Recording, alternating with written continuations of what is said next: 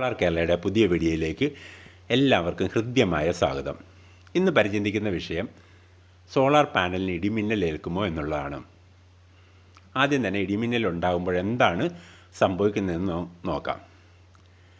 നമ്മുടെ വീട്ടിലെ ഒരു ഫ്രിഡ്ജ് 230 വോൾട്ടും 0.5 അല്ലെങ്കിൽ അര ആംബിയറുമാണ് സാധാരണ എടുക്കുന്നത്.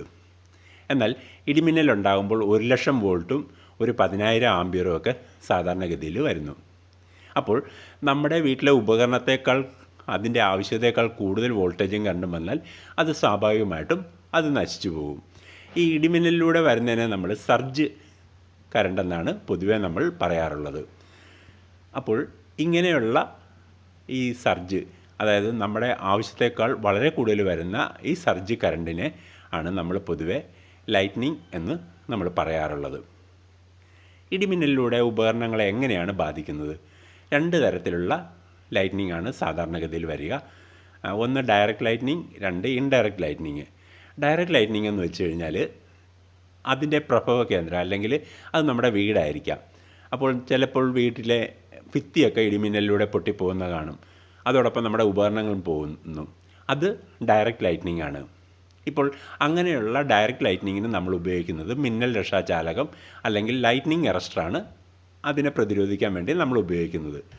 രണ്ടാമത്തേത് ഇൻഡയറക്റ്റ് ലൈറ്റ്നിങ്. ഇപ്പോൾ നമ്മുടെ വീടിന് 1 കിലോമീറ്റർ അകലെ ഒരു ലൈറ്റ്നിങ് ഉണ്ടായി, ഇടിമിന്നലേറ്റു. അപ്പോൾ അവിടെയുള്ള ലൈൻ കമ്പിയിലൂടെ ആ ഉയർന്ന കറണ്ടും വോൾട്ടേജും നേരെ നമ്മുടെ വീട്ടിലെ കമ്പിയിലൂടെ കയറിയിട്ട് നമ്മുടെ ഉപകരണങ്ങൾ നശിച്ചു പോകുന്നു. ഇതാണ് ഇൻഡയറക്റ്റ് ലൈറ്റ്നിങ്. ഇതിനുവേണ്ടി നമ്മൾ സാധാരണ ഉപയോഗിക്കുന്നത് സർജ് പ്രൊട്ടക്ഷൻ ഡിവൈസുകൾ, SPD എന്ന് നമ്മൾ പൊതുവെ പറയും.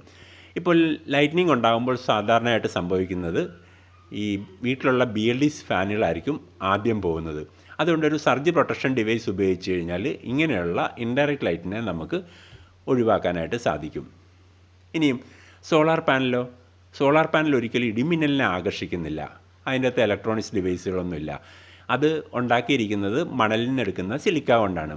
എന്നാൽ സോളാർ പാനലിൻ്റെ അഗ്രഭാഗങ്ങൾ അത് അലുമിനിയം കൊണ്ടാണ് ഉണ്ടാക്കിയിരിക്കുന്നത്. അതുമാത്രമല്ല, അതിൻ്റെ വശങ്ങൾ കൂർത്തതാണ്. ഈ കൂർത്ത വശങ്ങളിൽ ഇടിമിന്നൽ വരാനുള്ള സാധ്യത കൂടുതലാണ്. അതുകൊണ്ടാണ് നമ്മൾ സോളാർ പാനൽ ഇൻസ്റ്റാൾ ചെയ്യുമ്പോൾ ലൈറ്റ്നിങ് അറസ്റ്റർ കൂടെ വേണമെന്ന് നമ്മൾ സാധാരണ പറയുന്നത്. ഈ ലൈറ്റ്നിങ് അറസ്റ്റർ സ്ഥാപിക്കുമ്പോൾ ഗുണനിലവാരമുള്ളവ നമ്മൾ തിരഞ്ഞെടുക്കേണ്ടതുണ്ട്. അല്ലെങ്കിൽ വഴിയെ പോകുന്ന ഇടിമിന്നലിനെ കൂടെ അത് വിളിച്ചു വരുത്തുകയും നമ്മുടെ വീട്ടിലെ ഉപകരണങ്ങൾ നശിച്ചു പോകാനായിട്ട് ഇടയാക്കുകയും ചെയ്യും. ഇനി സോളാർ ഇൻവെർട്ടർ വെക്കുമ്പോൾ അതിൻ്റെ അടുത്തായിട്ട് 2 ബോക്സ് കാണും. അത് 2 തരത്തിലുള്ള പ്രൊട്ടക്ഷനാണ്. ഒന്ന് AC പ്രൊട്ടക്ഷനും 2 DC പ്രൊട്ടക്ഷൻ. അതായത് KCB വഴി വരുന്ന സർജിനെ പ്രൊട്ടക്റ്റ് ചെയ്യാനാണ് ACAJB വെച്ചിരിക്കുന്നത്. ഇനി പാനലിൽ നിന്നും മറ്റും വരുന്ന സർജുകളെ DCAJB, DCയിലുണ്ടാകുന്ന കാര്യങ്ങളെ പ്രൊട്ടക്റ്റ് ചെയ്യാനായിട്ടാണ് DCAJB. ഇത് നമ്മൾ സാധാരണ ഓൺഗ്രിഡ് സോളാർ പ്ലാന്റുകൾക്ക് നമ്മൾ ഇൻസ്റ്റാൾ ചെയ്യാറുണ്ട്. അതെ, 2 രീതിയിലുള്ള പ്രൊട്ടക്ഷൻ നമ്മൾ ഉപയോഗിക്കും. കാരണം ഇടിമിന്നലോ മറ്റു കാര്യങ്ങളോ മൂലം നമുക്ക് സോളാറിലെ ഉപകരണങ്ങൾ, ഇൻവെർട്ടർ, പാനൽ ഇവയൊക്കെ നശിച്ചു പോകാൻ സാധ്യതയുണ്ട്. പക്ഷേ ഇങ്ങനെയുള്ള കാര്യങ്ങൾ നശിച്ചു പോയാൽ നമുക്കതിന് വാറണ്ടി ലഭിക്കില്ല. അതുകൊണ്ട് നമ്മളൊരു ജനറൽ ഇൻഷുറൻസ് എടുക്കുന്നത് നല്ലതാണ്. അപ്പോൾ നാച്ചുറൽ കലാമിറ്റി മൂലമുണ്ടാകുന്ന ഉപകരണങ്ങളുടെ നാശത്തിന് അതിനൊരു ക്ലെയിം അതിലൂടെ ലഭിക്കും. അങ്ങനെ നമുക്ക് വളരെ നഷ്ടം ഒഴിവാക്കാനായിട്ടും കഴിയും.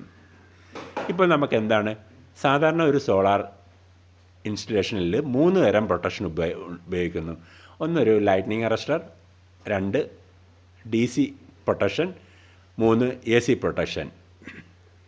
ഈ സർജ് പ്രൊട്ടക്ഷനൊക്കെ ഉപയോഗിക്കുമ്പോൾ അതിൻ്റെ വാല്യൂ കറക്റ്റായിരിക്കണം. അല്ലെങ്കിൽ നമ്മുടെ ഇൻവെർട്ടറിൻ്റെ ഉപകരണങ്ങളൊക്കെ നശിച്ചു പോകാൻ സാധ്യതയുണ്ട്. ഇപ്പോൾ നമുക്ക് എന്താണ് കണ്ടത്? ഒരു സോളാർ പവർ പ്ലാന്റിന് ഇടിമിന്നലിൽ നിന്ന് സംരക്ഷിക്കുന്നതിന് ഒരു ലൈറ്റ്നിങ് അറസ്റ്ററും അതുപോലെ തന്നെ സർജ് പ്രൊട്ടക്ഷൻ ഡിവൈസും ആവശ്യമാണെന്ന് നമ്മളിതിലൂടെ കാണാൻ കഴിയുന്നു. ഈ വീഡിയോ നിങ്ങൾക്ക് ലഭിക്കുന്നത് സോളാർ ടെക് ട്രെയിനിങ് അക്കാദമിയിൽ നിന്നാണ്. ഈ അക്കാദമി ആളുകൾക്ക് സോളാർ ഇൻസ്റ്റാൾ ചെയ്യുന്നതിനുള്ള പരിശീലനം കൊടുക്കുന്നു, സോളാർ ടെക്നീഷ്യന്മാർക്ക്. അതുകൂടാതെ പൊതുജനങ്ങൾക്ക് ഏറ്റവും പ്രയോജനകരമായ എനർജി എങ്ങനെ കുറച്ച് ഉപയോഗിക്കാമെന്നുള്ള നിർദ്ദേശങ്ങളും നൽകുന്നു. ഇത്രയും സമയം ഈ വീഡിയോ ശ്രദ്ധിച്ച നിങ്ങൾക്ക് ഓരോരുത്തർക്കും നന്ദി പറയുന്നു.